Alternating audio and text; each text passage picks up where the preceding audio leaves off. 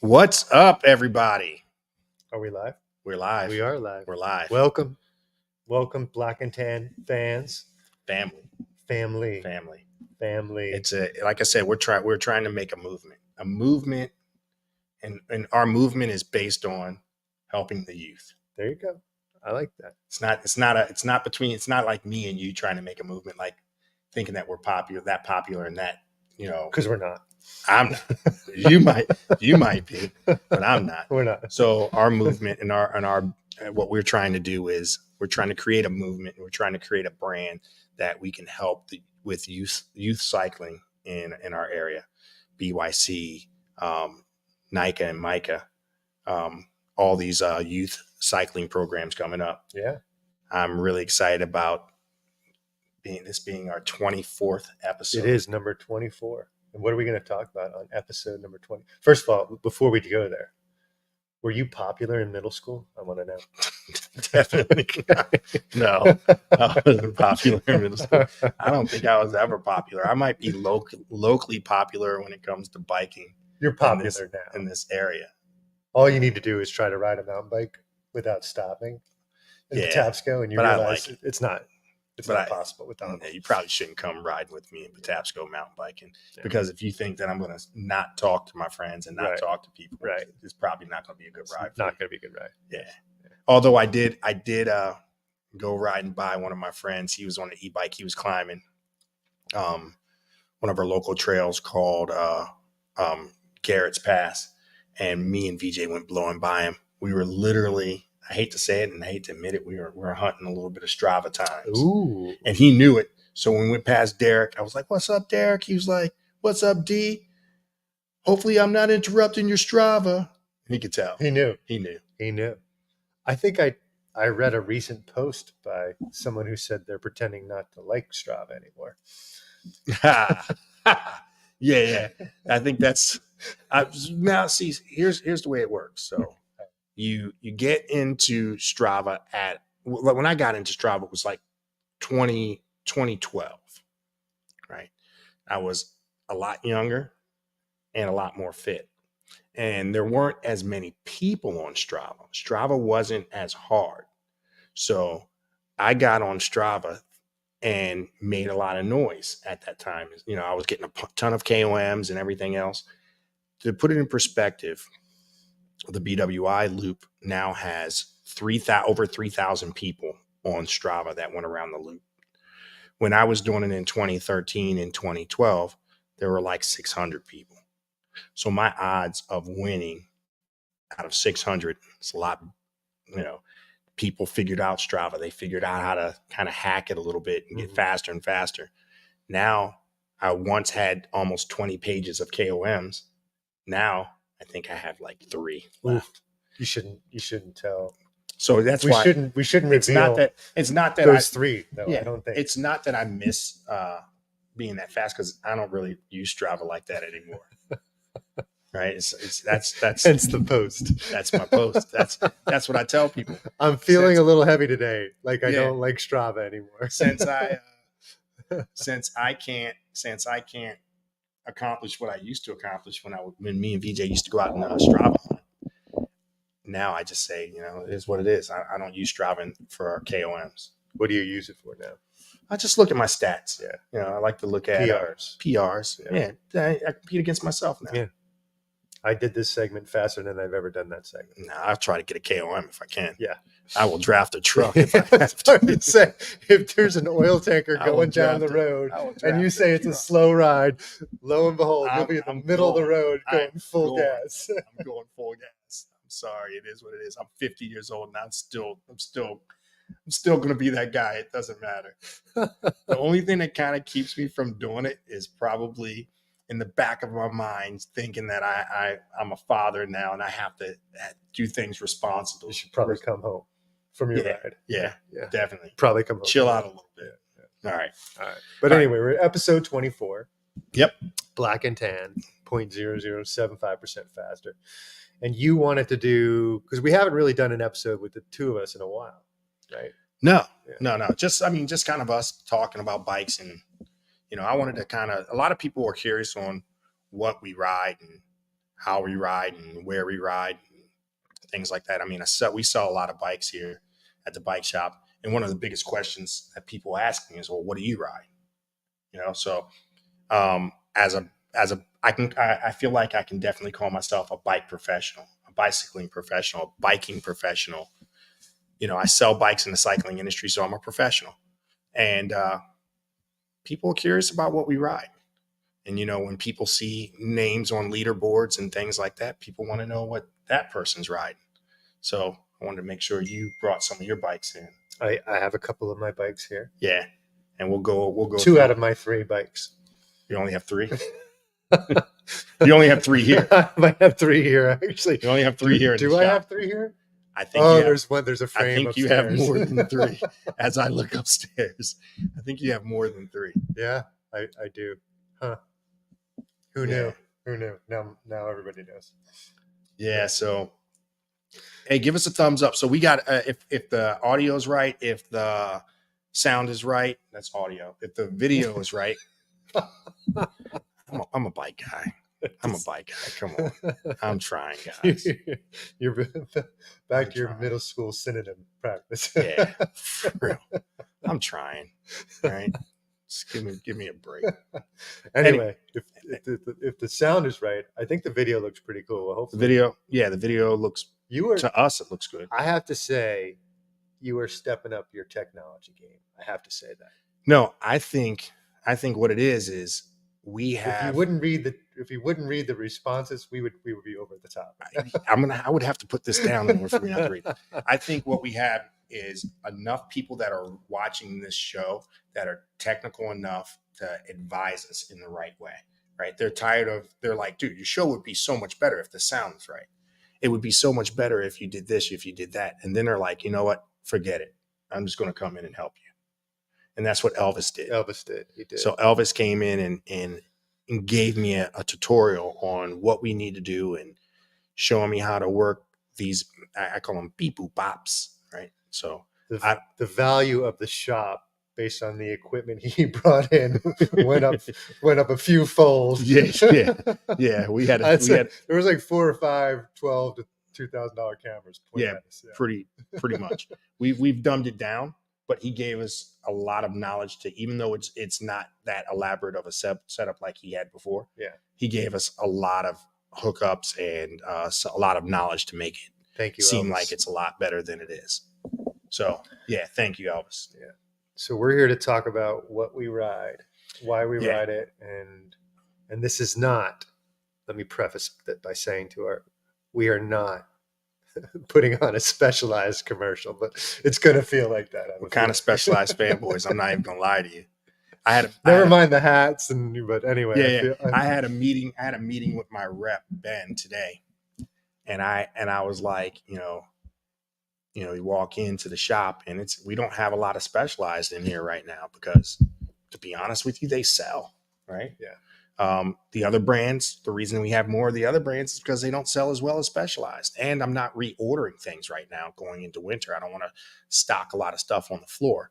And I had to reassure him. I was like, I promise you, I push the hell out of specialized. Yeah, I think you do. I'm definitely a specialized fanboy.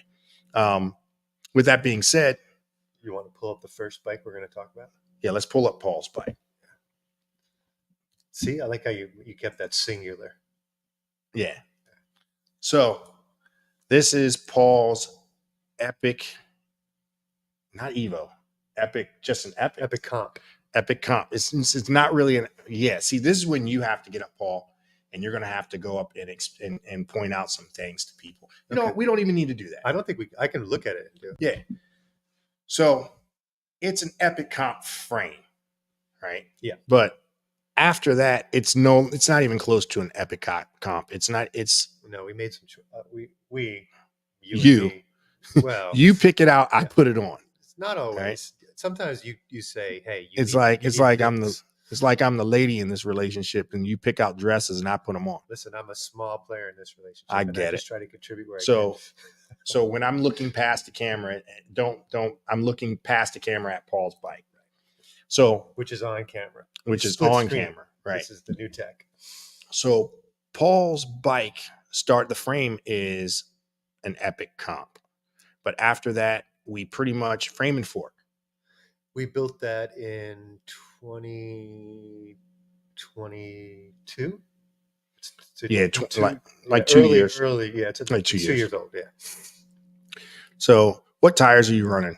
I know they're. By the way, this is one of the bikes that started the whole black and tan. This is Like, the black and tan. This was the whole joke of the black and tan was when I had won some mass series races, mhm. and somebody walked up to me and said, "Hey, those black and tan tires sure look sharp." I said, "Actually, they're 0.0075% faster." And you can throw out data to people who like bikes, and they cling on it like it's truth. You know. It also helps if you're a doctor.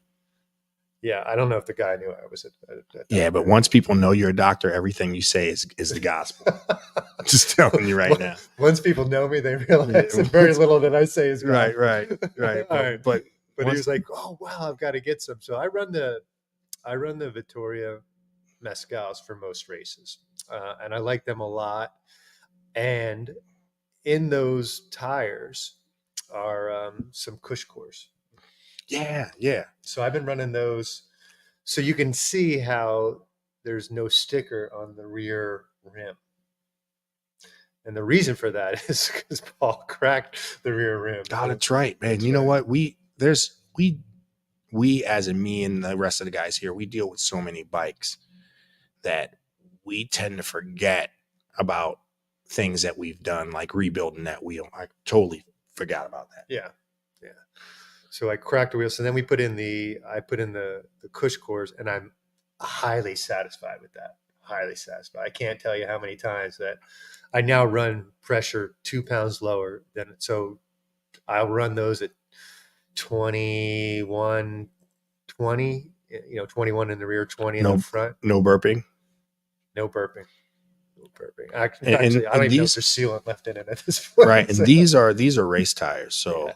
you're looking at the sidewalls being really thin. There's no added protection in them. So you need something like a Cush core if you're going to be riding something like that's super aggressive. Roots, rocks, and things like that. If you're going to ride this lightweight stuff, you need some type of protection that'll take care of your rims, because you'll be walking out if you're a really aggressive rider. And they're super fast. That's why I like them. Can you feel a difference between having the Cush core in and not having it in? Can you feel that extra weight? I don't recognize the extra weight. I recognize a lot of extra confidence in when I'm attacking. Mountain bike racing, cross racing, you protect your tires, right? That's part of the racing. You realize, like, to finish the race, you can't get a flat, right? How come you don't have a dropper post on your bike? That's a fair question. So we haven't found, well, we've talked about putting a dropper on that.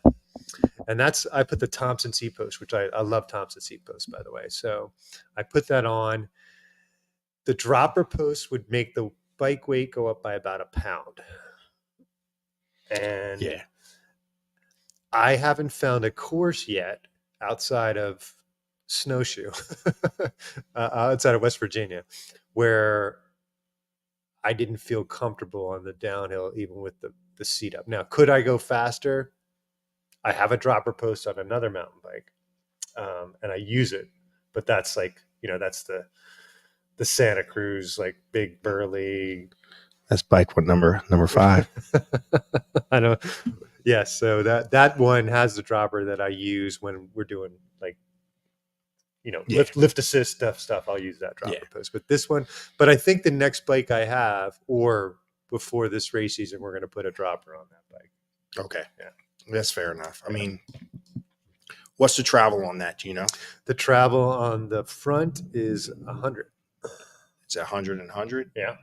100 rear, 100 front. And it's the brain, which you'll talk about the brain. Yeah. All right. So these particular epics came with the brain in the back and brain in the fork.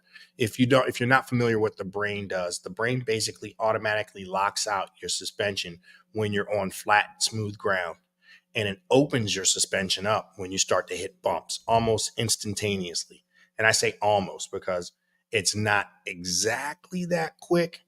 Uh, there's a lot of good when it comes to riding that. If you're a certain kind of rider, and there's lots of bad if you're riding that, and you're, I'd say, more of an aggressive rider. There's a reason that they don't have that brain set up on like more travel bikes that have more travel. Mm-hmm. The biggest issue that I came across with the brain setup, especially in the back, was the brain would do the thinking for me, basically.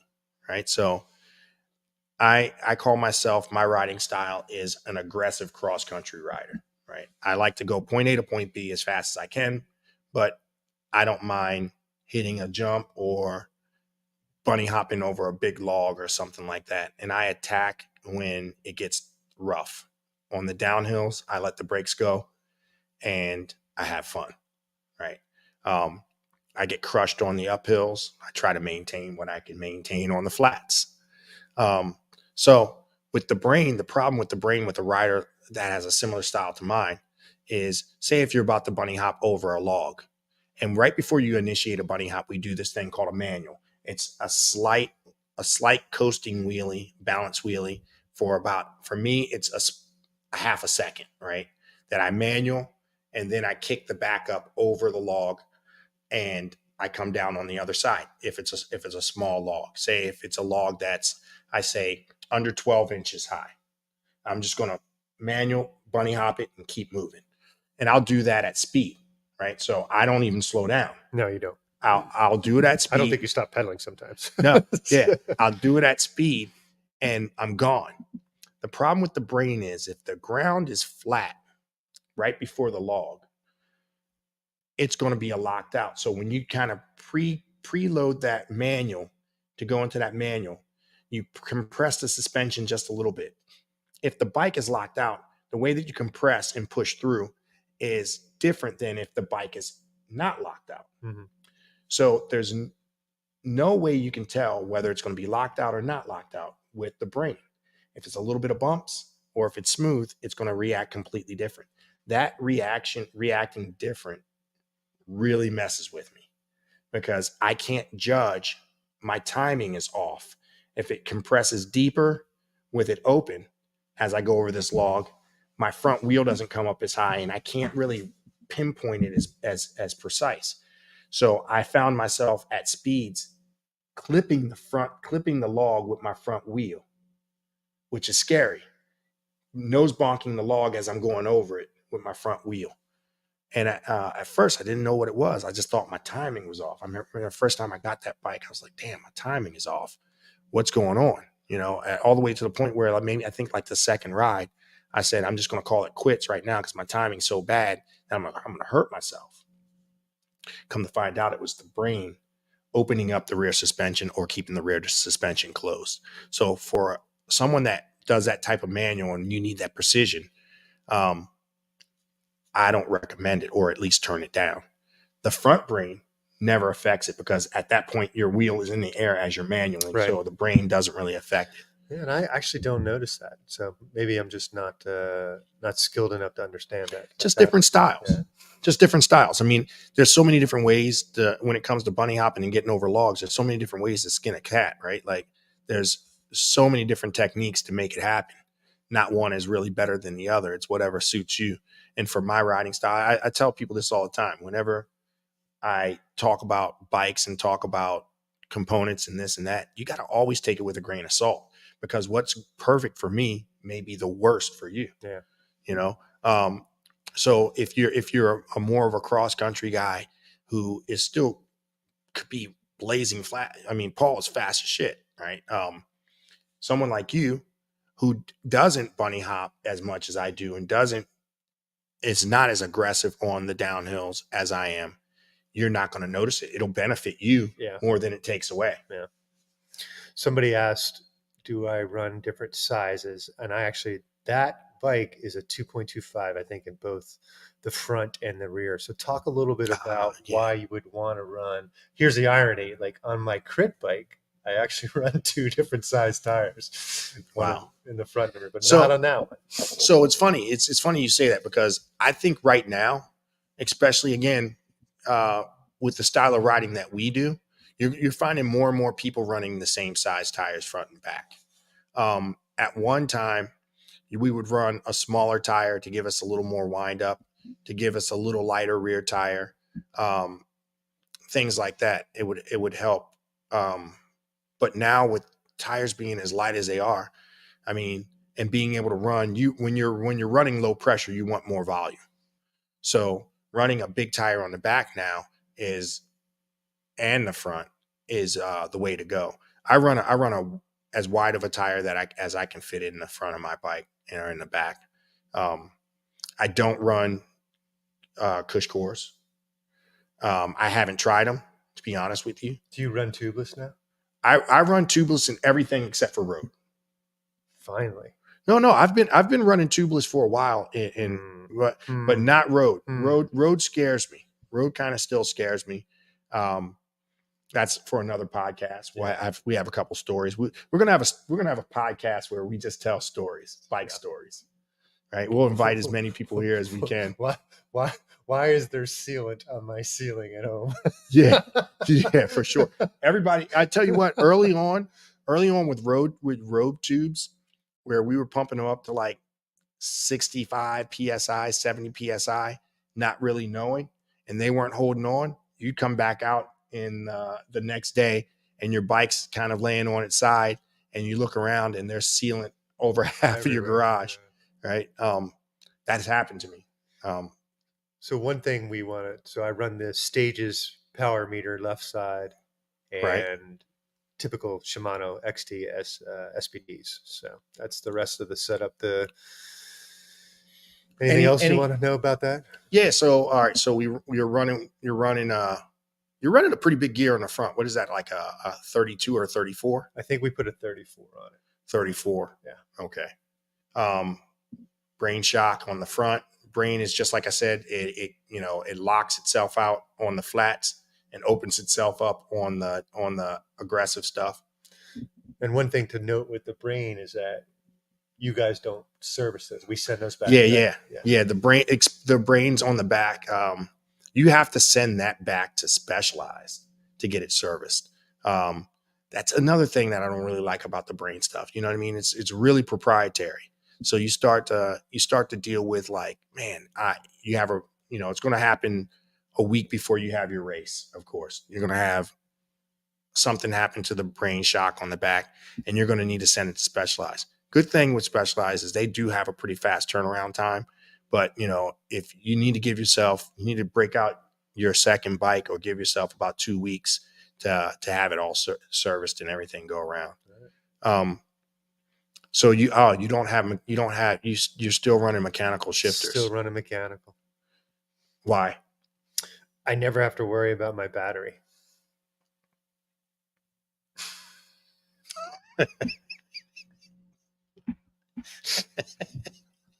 It's that simple. All right. Yeah, I get it.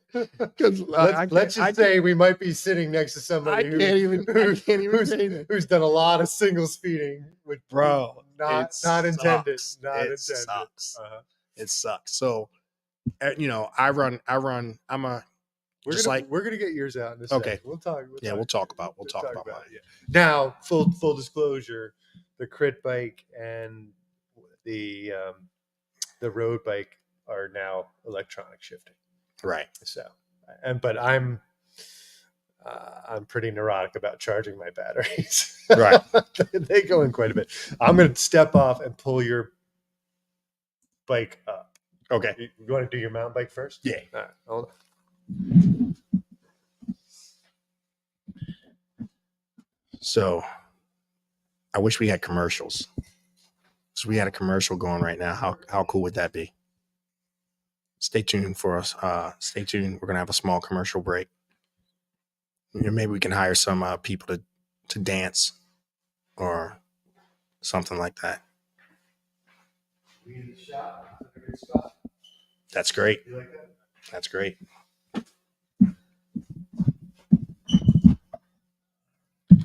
All right. This is next level. This is my Specialized Epic World Cup S-Works bike. So I bought this frame and fork. It comes as a set. And as it sits there, you can see how much more slack it is than your Epic. You notice that? That's the first. I almost want to pull my bike back and show everybody. It's crazy how much more Should slack. I do that? Yeah, I talk about it. Yeah, that's crazy. I didn't notice that until you look at the two bikes back to back, and then you really notice how much more slack and how steep his front end. Whoa! I don't know if the camera will pick it up. You have to lean it towards the front. See the camera, it's not doing it any justice. No, but from my point of view, it's huge. It's a big difference. Yeah, it's not going to do it any justice, but we tried. So the biggest thing that you're going to notice about like more modern, and I mean when I say modern, I'm talking this year, out of the race bikes that you get from all the major manufacturers. It's not just it's that you'll see the World Cup courses and the cross country race courses are getting a lot more technical, a lot more technical. There's drops now, there's doubles, there's gaps, there's all kinds of stuff that these guys have to hit. So having such a steep head tube on the older bikes, and when I say older, I'm only talking like last year and the year before. When you have a steep head tube and you're going down these steep rock slopes and things like that, it's not as stable. So they've made that front end of the bike, they've made it a lot more slack. So on the front of that bike, it does have this basically the same fork that Paul is running on his. It's a Sid brain fork on it. That one has 100 and I believe 110. I think it's 110. Yeah, 110 on that one. And you can't see the shock on the back, but this bike doesn't have a brain. It just has basically a hidden shock. That's three-way adjustable as far as the way that you set it up. You can set this bike up to where it's a lot like a hardtail, and when you sit on it, it doesn't have any sag. You can set it up kind of where it has a little bit of sag, and then you can set it up to where it has a decent amount for, I believe this bike has 80 mil of travel. in the rear, yeah. And so that's not a brain. Somebody asked, can you take my brain off and put another shock in there if you want? You can. Yeah. You can. A lot of people have done that because, again, just from not being able to have that brain serviced and things like that. And it's just for ease of maintaining. A lot of people have taken that brain off of the older Epics. Someone also asked, are both of our bikes the same size? And actually they are. They are. I don't know if you can tell the difference between it, but the both of them are pretty low slung, to be honest with you. Yeah. The irony is from the spindle of our pedals to the top of our seat posts are exactly the same. 37.5 inches. Yeah. For our fit. We have the same exact same. Size. Yeah, we can get on each other's bikes and as far as riding position. Paul tends to ride his lower than me. On this particular bike, I think I have him beat though. I think I'm a little more low slung than you typically are. And that's the only reason why is because I have a one piece handlebar stem, and it is what it is. Right. I mean, I can't change my stem out and raise my bars because, to be honest with you, I probably would have them up another, I'd say 15 to 20 mil up a little higher. It would help me breathe a little better because I got this thing called a tummy. Mm-hmm. And when I'm bent over like that, it kind of makes me feel like I can't breathe. This is why we don't like Strava anymore. But anyway, go ahead. That's why that's why I shared my, by the way, I shared my, my chicken wings with Paul. He actually ate barbecue chicken wings and French fries with me today.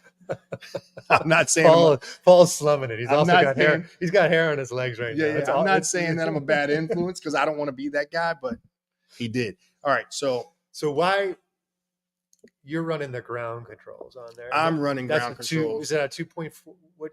How big is that? 2.4? You think? I think. Yeah. I think that's a good question. They're either 2.35s or 2.4s or whatever they are, but they're the biggest That's ones a that I can pretty much fit on this and that's a frame. knobbier tire. It's And a you knobbier tire. It's a slightly slower tire, but I tell you what, again, with styles make you gotta build your bike around your style, yeah, right? Of yeah. riding. I run that tire all year round. Um, I could probably run. I know I could run a faster tire on it, but the confidence that tire gives me in the corners and when it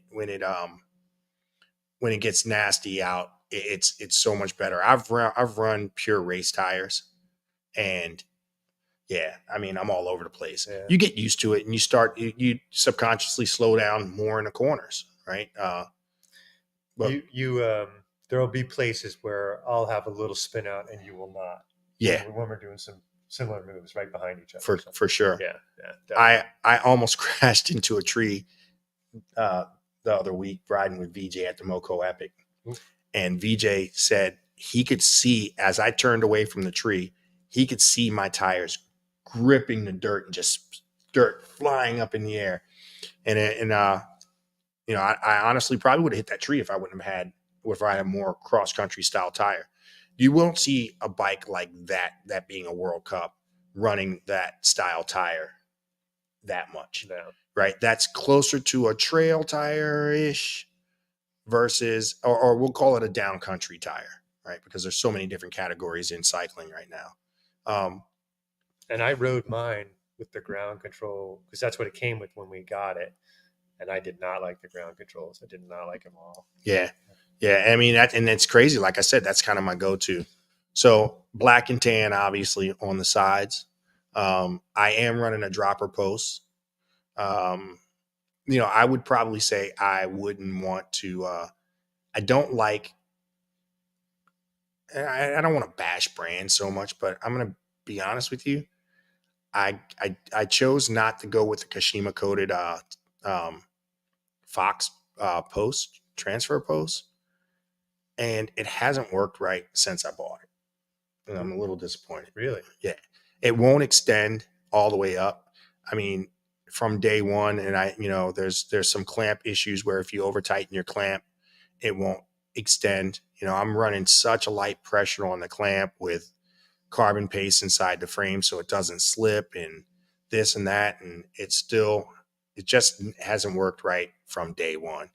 And I don't know if it's because I didn't go with the Kashima coated one, but just one of those kind of disappointing things. I'll probably go with a different post if I were now trying to sell someone. And I think it's just like I said, it could be just that it's not the Kashima coated gold colored one, which I thought would clash with the bike. So I went with the lesser version in black. And But your setup now, I think we weighed it the other day, it was 23.5. What's that? 20, I think it was 23 before the 23 pounds. No, it was 23 pounds.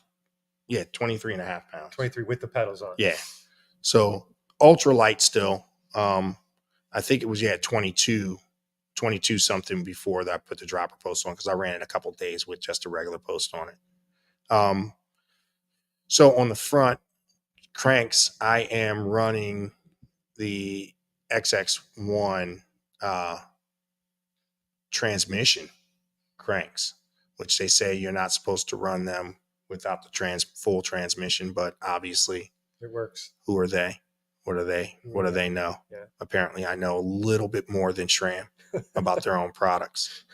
So they're just trying to sell you another component, right? Okay. So I'm running.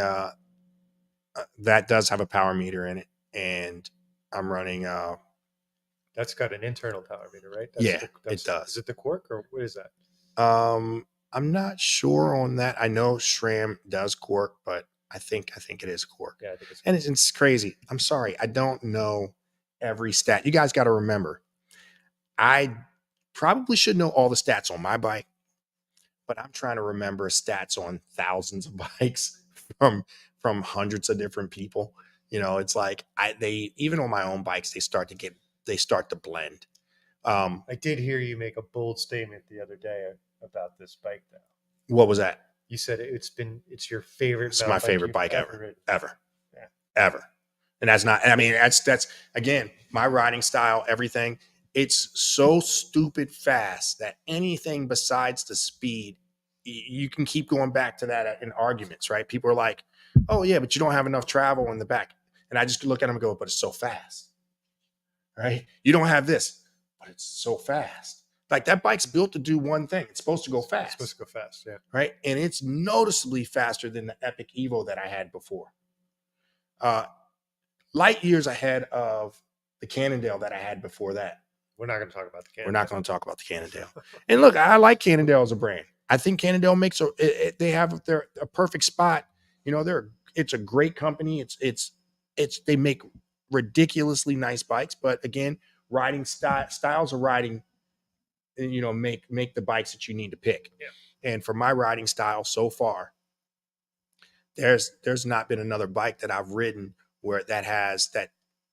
I mean, in every category, out of one to 10, it's at least at very least it's a 7. And everything I can think of, and everything else, it's 9 or 10. In speed, it's a 10 in speed. And the only thing you can make, you know, the frame and fork are the heart and soul of the bike. Everything else I can put on any other bike. As a matter of fact, I had most of these components on a stump jumper before I got this frame and fork in. So I had a 25-pound stump jumper is what I made out of all the components that are on that bike. Yeah. And it was, you know, it didn't ride the same. So, you know, the frame and fork are the heart and soul of the bikes. Why didn't you center the valve with the logo? It's a question that Will asked. Yeah. Yeah, the bike's super fast. And is it hard on your back? Somebody wants to know.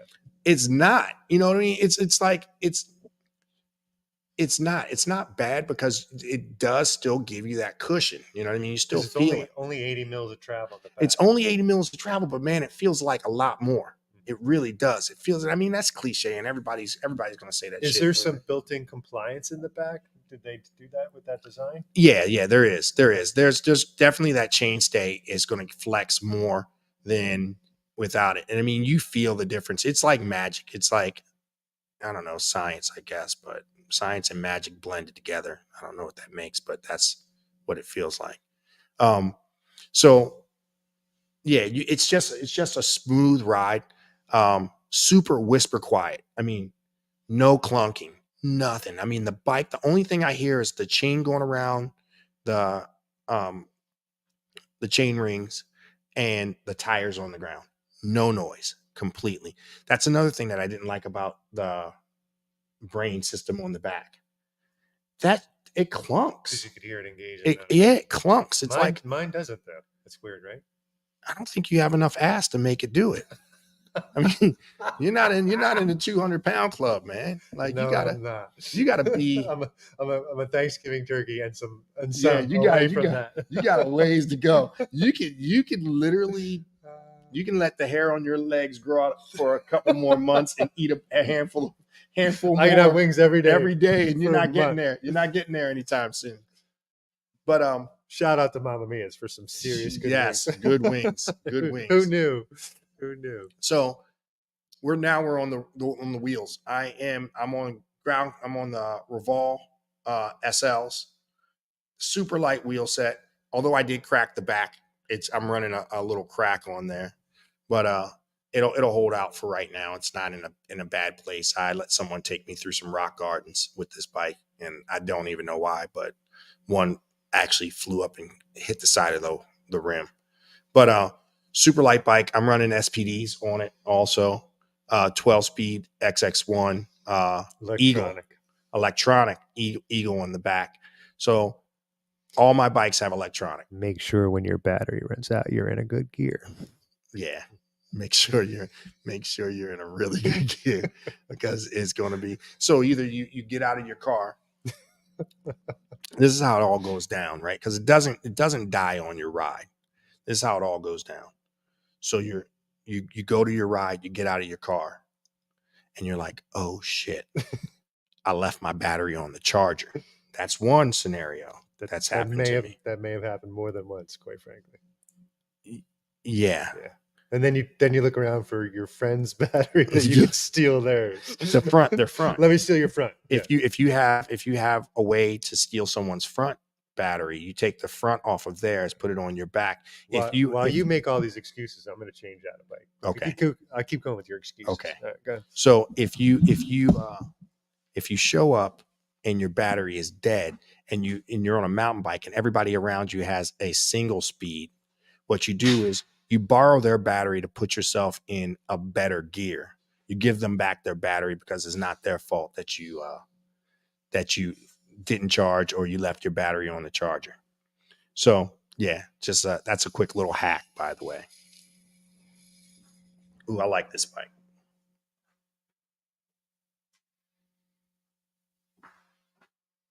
See, you can't with that bike. You can't eat chicken wings and stuff, barbecue chicken wings and the stuff that I eat and ride that white bar tape. But that looks sharp. That looks sharp. It does look sharp, right? You were a non-believer, but it needed the white tape to make it pop. I've seen the white tape looks so good at first, but like I said, if you're like me, and 90% of the time your hands are covered with grease and nasty stuff, that white tape that ain't gonna work. It'll look yellow in a couple of weeks, couple of days. Nothing a little Blue Dawn won't cure. Yeah, I hear that. Mm-hmm. So this is the S-Works Tarmac SL7. Favorite bike right now. And you know, I want to say I haven't ridden the SL8 yet. No, I haven't ridden one, but we have something coming up. We're gonna you and Elvis are gonna work together to get. Elvis has an S-Works SL6 and a 58. Okay. We both have SL7s and 58s, and I have right there an SL8 and a 58. So we're going to all ride these bikes back to back. Ooh. And compare them. That's a great idea. Right? Go Elvis. So, yeah, so we're going to compare all S-Works, SL8, SL7, and SL6 back to back on probably go up Lawyers Hill, which is right behind us, and do a time trial down Race Road. Okay. And three different, and it's cool because it's literally between me, you, and Elvis. I think we all have three different styles. Like you're going to be the light body makeups too. So Elvis is going to be right in between you and I. Mm-hmm. Where are we going to film this? We should. Yeah, we 100% should film it. We'll film it. Probably get it done hopefully in the next week or so. Okay. So this is the SL7 S-Works. This was your bike at one time. It was. It was your frame. It was my frame. Right. It's no longer. No, there's enough off that bike that I never had to make it completely yours. Yeah. So we put force on it. Put force because I'm a SRAM guy. Yeah.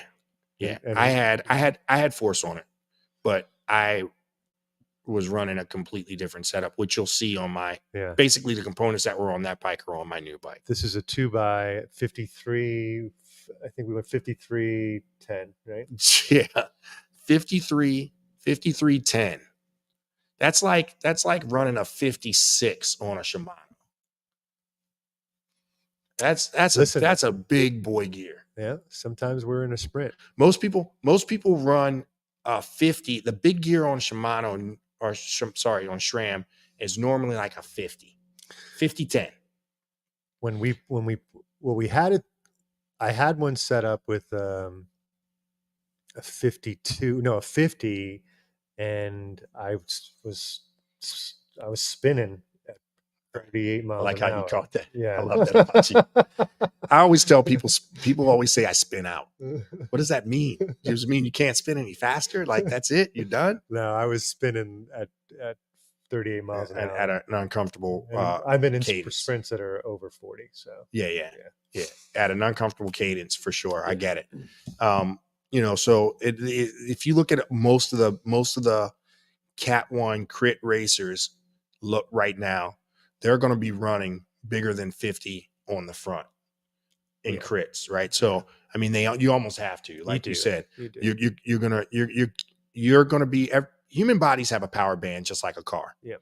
And if your cadence is too high and you're out of that power band, you're not gonna be efficient. Right. You still need to be able to put pressure down onto the pedals and not feel like you're getting blown off the pedals. So, although I understand what people say when they say I'm spinning out, I need a bigger gear, I'm spinning out. I try to explain to them what I feel like they're really feeling is not that they're spun out. They're not at red line at a rev limiter where they can't go any faster. They're just not in their power band.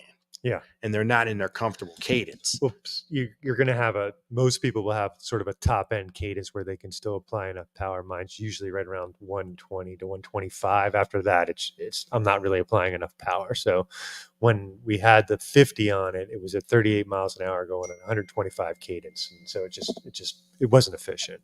But here's a question from the viewers. Do you need to be a doctor to have white bar tape? I would recommend it. I would recommend it seriously. Like, you need to be no, but yeah, it's highly recommended. You have to have a supply of Blue Dawn. Honestly. Yeah. If you don't have the Blue Dawn, it's safe for ducks. It's safe for laundry. It's safe for white bar tape. Yeah, if it's safe for ducks, that's the way to go. So you have the SL7 frame. You have what handlebars do you have on there? Those are the new Specialized bars. Are they? I think that's what you put on, isn't it? No, those aren't the new Specialized bars. What are they?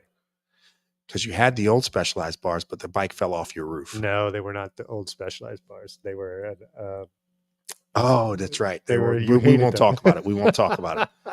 Yeah. They weren't the right bars for this. I think I put FSA. Hold on. I'm not even going to lie to you. I'm going to go check. He doesn't know what he put on my bike. That's like I said, like man. Wasn't it like last week? No, maybe it was longer than that. Anyway. Yeah. They're the FSAs? Okay. FSAs. And then there's a Specialized stem. What length? Do you run a long length? That's a 110. Oh, not crazy long. Not crazy long. It's measured the front of my seat to the bolts on the stem on both of my crit bike and my road bike are the exact same, even though the crit bike is a 56 and this is a 58. Okay. So I try to keep the setups as close as possible the same. That seat, I love that saddle. Yeah, well, they're coming out with a new version of that saddle. Of course. No, they got this. It's Mimic. This is the 3D. Is it a 3D saddle? Yeah. Is that Mirror? The Mirror saddle. Yeah. Again, man, it's late right now. I need to go get me. You're low on chicken wings, but yeah, no doubt. So that 3D printed wings. saddle, they have a cheaper version coming out now. It's going to be right around $200. Okay. It's not going to have that visual 3D print in it, but it's going to have like it's still 3D printed with like a layer over top of it. Okay. So a better price point. I always say, I mean, like, do you like that saddle because how expensive it is and how much you paid for it, or do you actually like that saddle? Well, one, let's just say we're still trying to pay for the saddle, so I have not paid for it yet, but I will be paying for it. Shouldn't have said that. Yeah, now Rob knows. Yeah, I have a business partner. His name is Rob. Yeah. Rob takes. Rob, full disclosure, I've tried to pay by check so we don't run up to the credit card.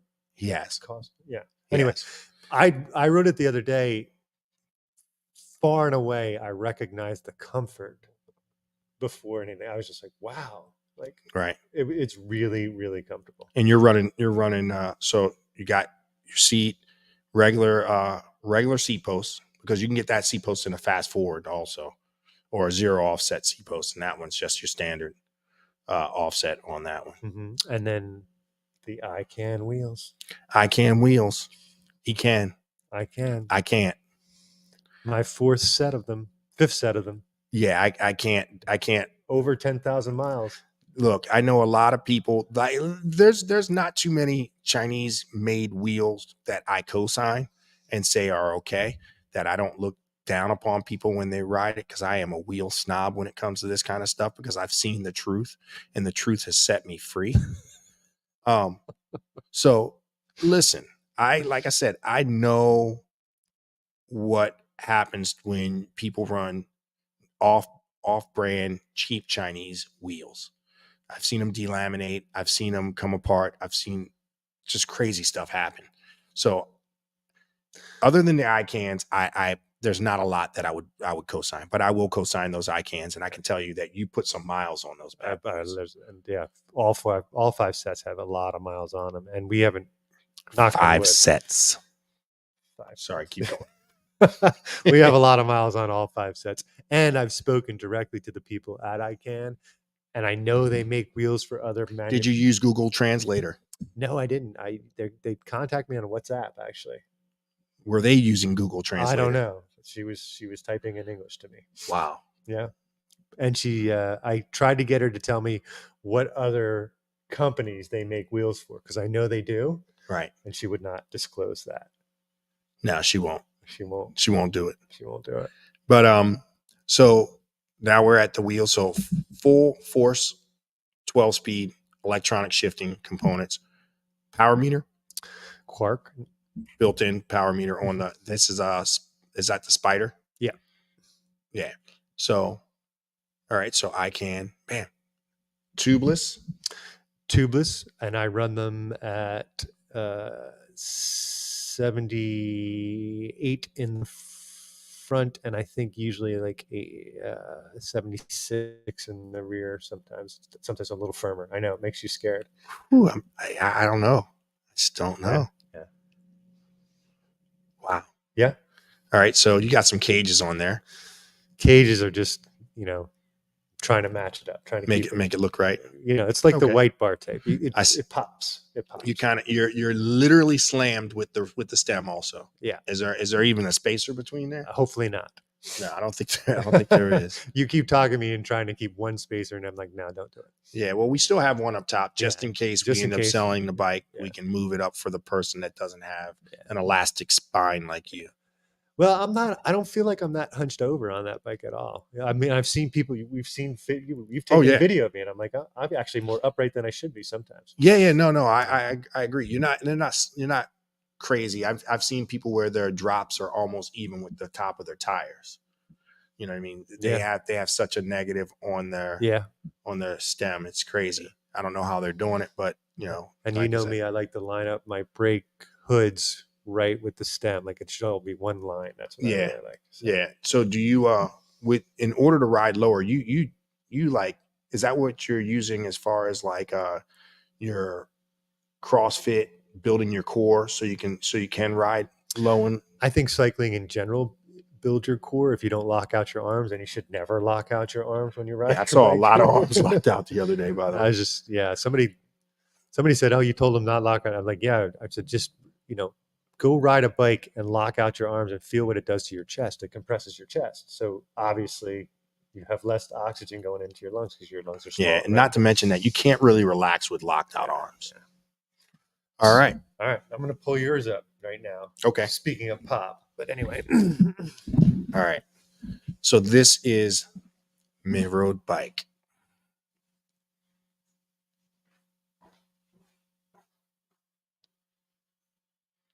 Again, we're going to pretend like we have a commercial with like a commercial break going on.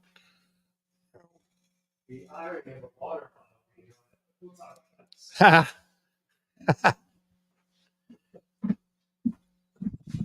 All right. So what is that in the middle of the frame?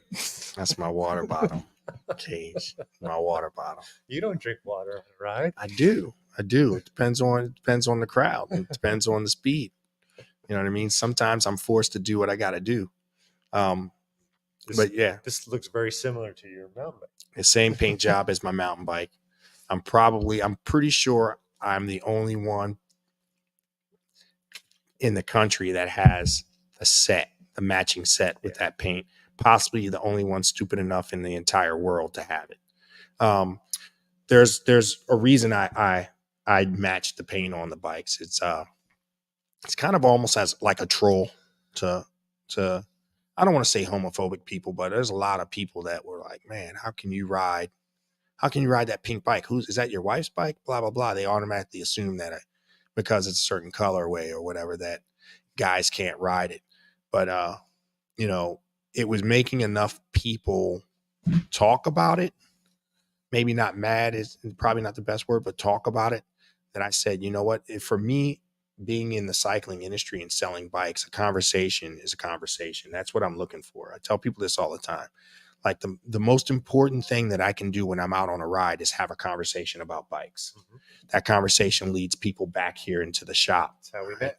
And sometimes it's a good conversation. Sometimes it's not a good conversation. But whatever the conversation is, it sparks more to follow.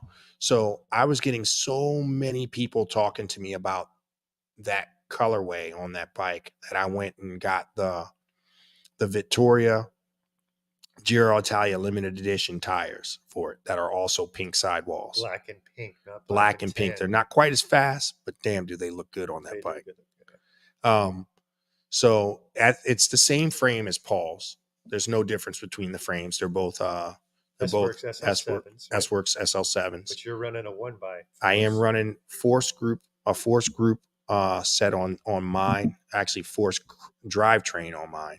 I'm still running the rival shifters on it. When I got the rival shifters, they didn't have the force with the right shape like they do now.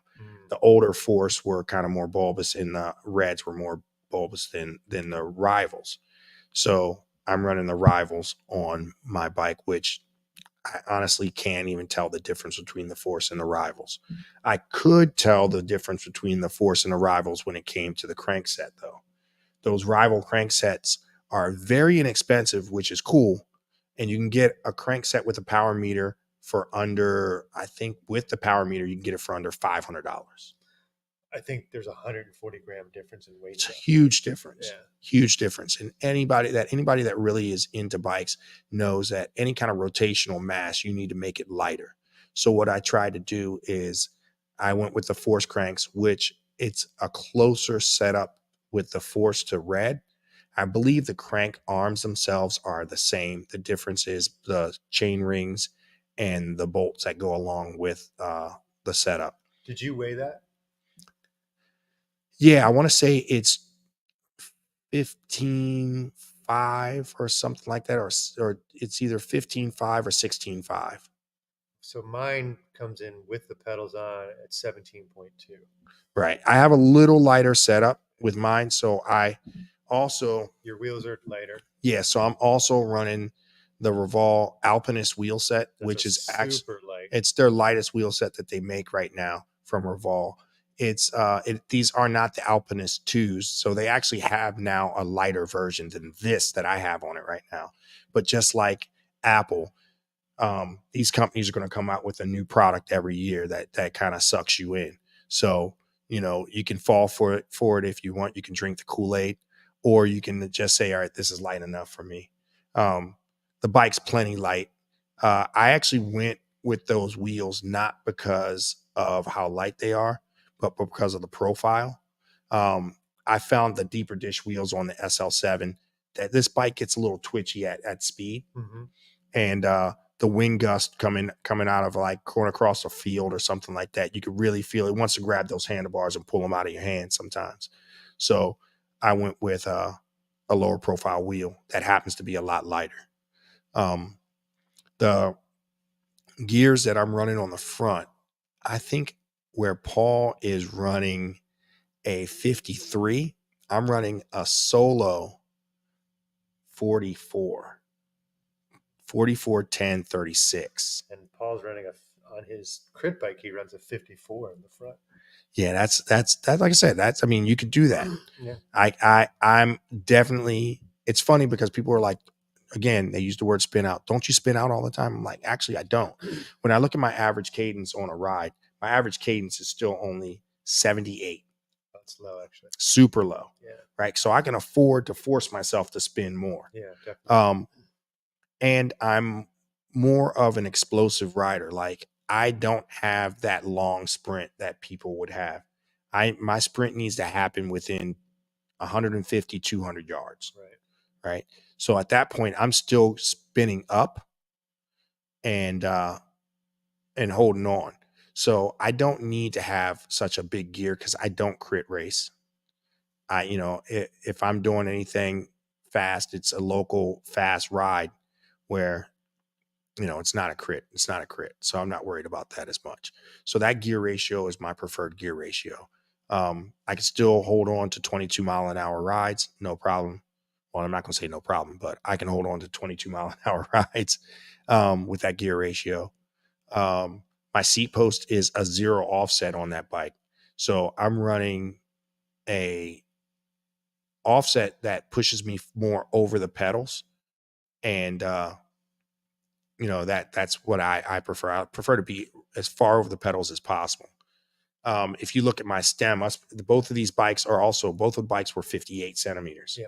If you look at the same stem that Paul has, mine is easily 40, I'd say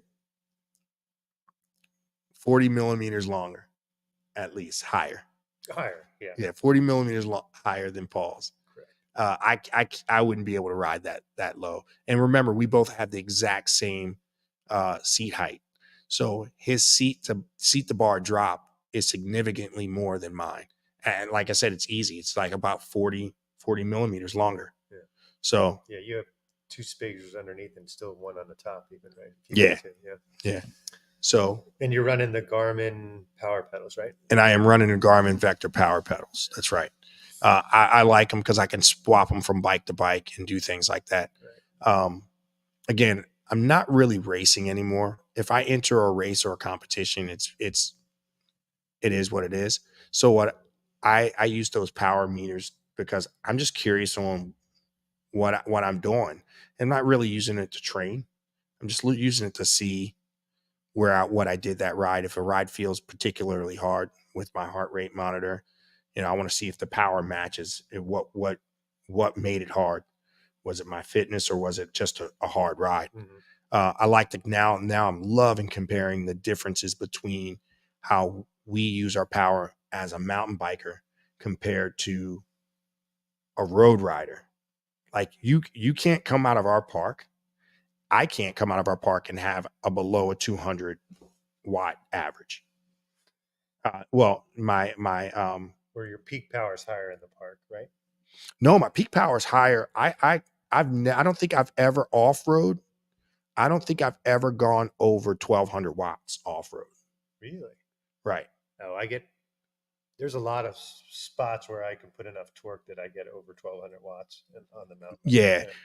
I think that's the most that I've seen, and I might go back and check, but I think the peak on that is right around 12, and this year on the road bike I'm peaking around 15. Okay. Yeah, so I'm a little lower than what I used to, but mine's the opposite. My peak power on the road bikes, even in a crit sprint, it's like 1,200. Yeah, my normalized power on the road on a good ride right now is like 220, 225. My normalized power every ride in the woods is over 200. Really? Huh. Every ride. And I've calibrated my stuff, made sure it was right. It's just a different workload. Especially with the normalized power. It's funny because on a mountain bike, I would have thought that my normalized power would be a lot lower. Your normalized power would be higher, and my regular would be lower. Right. They're not. They're closer together on a mountain bike because I would think that because I'm coasting going down almost every mountain bike hill. Yeah, right. Right. So my normalized power cuts off when I coast. It only gives me, it only reads when I'm pedaling, yep. Right. When I'm putting power down. So I thought that would be, but it's the weirdest thing to look at the data, man. And you're like, man, why is it so different? Mm-hmm. And that's what I like the power meters for mostly. It's not, like I said, I'm not using it to train. Right. I'm using it just to look at the data and go, okay, I see that. Why is this and why is that? So we're going to do this test with the SL7, 6, and 8. Mm-hmm. What if the 8 is faster? I don't like the way the 8 looks. I'm gonna keep my 7. I mean, I got to be honest with you, right? Like, I just think that 7, they killed it with that 7. I think the 8's going to be faster. You think it's going to be faster?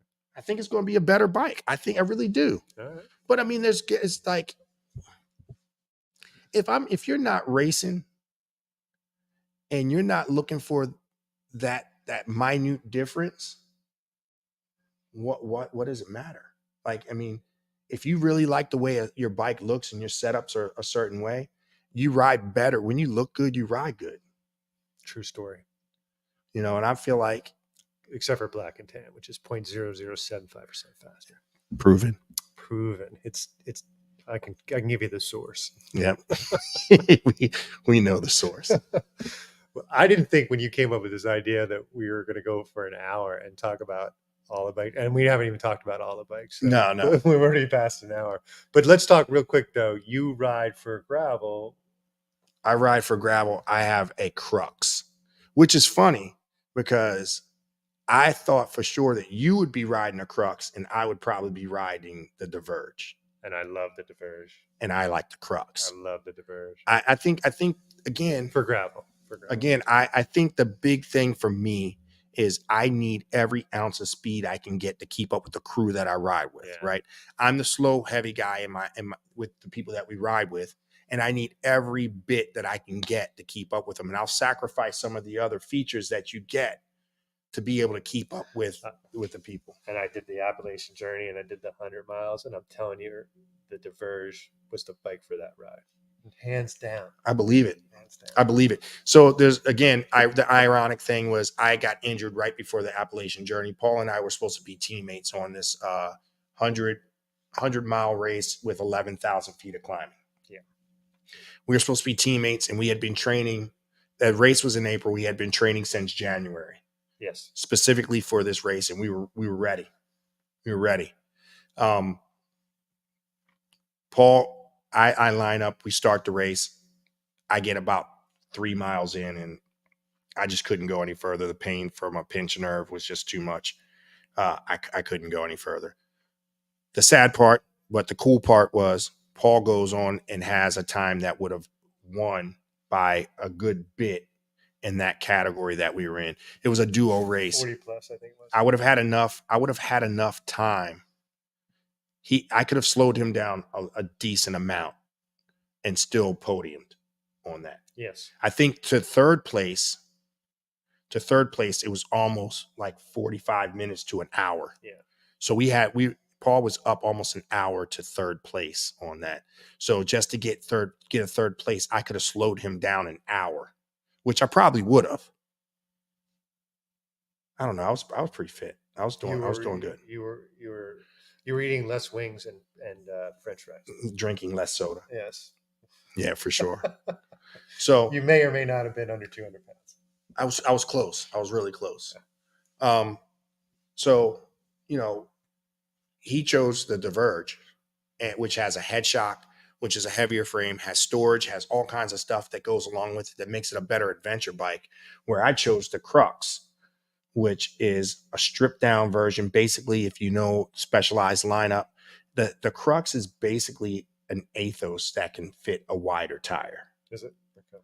Right. So it looks a lot like the Athos. It looks just like an Athos that just fits a wider tire. So my bike is extremely light, and not as comfortable. No. But I did size down one to give me more seat posts for more flex. 56, right? Yeah, I went with a 56 with the Crux. Yeah, I'm a 58 on my Diverge. Right. We're gonna have to trade them. Want a couple rides. We got to trade a couple bikes, a couple rides. Like I still want to do the ride where you have my control shifter and I have your shifter. Yeah. So we're doing it here first. So this is going to let you guys know. So if someone else steals this idea, remember you heard it here first. Check it out. Since we're both running SRAM shifting, me and Paul are going to go out and do a ride. And we want to do it against other people that are doing the same thing. So we'll have like maybe a team race, where we race around a course where I'm in control of Paul's shifting with my bike and Paul's in control of mine. I think that's going to be fun. It's going to be fun. That's one So, word to describe it. yeah. Chaotic. Chaotic. But Perhaps some hateful language said. yeah. So, yeah, that's basically what we ride. And there may be some other bikes that we're not talking about. Yeah, there's some other bikes that I can talk about all my bikes. My wife knows all. Well, anyway, my so people know all my bikes that I have. Right. Well, I race cross on Canyon, not. Yeah. He races on canyons, and he has to have multiple bikes that are identically set up. Yeah. And cross is super important. They have different names. They do. Bike 1, bike 2. A bike and B bike. A bike and B bike. That's right. Yeah, they have to have different names because when we put them in our system, they look so much alike that we will literally lose track of what. Yeah. And it actually has. Did we put A and B on it? I did. Yeah. Yeah. So label maker. Yeah, we had to do it because they're too closely set up, and we don't know about the wear and what's going on and what maintenance has been done with what bike. So it's important that we do that. Yeah. Well, thank you everybody for we're over, but thank you for tuning in and thank you for hanging out. Yeah. I'm gonna try to get now I'm gonna make it public, right? I'm gonna get Jeremiah Bishop on here. All right. He's gonna come on and he's gonna talk to us for a little bit. Whether he knows it, I don't know if he knows this or not. You did ask him. I did ask him, but I don't know if he said he'd do it. He said he's down. Okay. Well, we're gonna kind of hold him to it. Let's try to get him next time. It's 2 weeks. You hit him up. Yeah. Let's get. I got a couple. I'm going to be remote the next time anyway, so we can do a 3-way remote. Okay. I got a couple of celebrity guest appearances that I'm going to have on here. All right. Yeah.